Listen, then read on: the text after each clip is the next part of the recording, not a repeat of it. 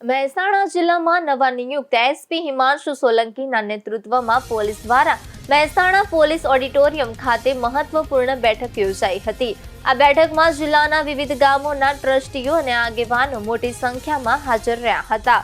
બેઠક દરમિયાન એસપી હિમાંશુ સોલંકી આવનારા મોહરમ તહેવારને ધ્યાનમાં રાખીને શાંતિ અને સૌહાર્દ જાળવવા ખાસ સૂચનાઓ આપી હતી। તેમણે જણાવ્યું હતું કે 25મી તારીખની રાત્રે અને 26મી તારીખના રોજ યોજનારા તાજિયા કાર્યક્રમ દરમિયાન કોઈ પણ પ્રકારની ઊંચ નીચ કે અણબનાવ ન સર્જાય તે માટે સાવચેતી રાખવી જરૂરી છે।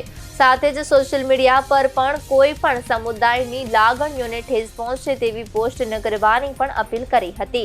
તેમણે સ્પષ્ટ કર્યું હતું કે શાંતિ જળવાઈ રહે તે માટે પોલીસ દ્વારા કડક બંદોબસ્ત ગોઠવવામાં આવશે। બેઠકમાં ઉપસ્થિત આગેવાનોને પણ સહકાર આપવા અનુરોધ કરવામાં આવ્યો હતો, જેથી તહેવાર શાંતિપૂર્ણ રીતે પૂર્ણ થઈ શકે।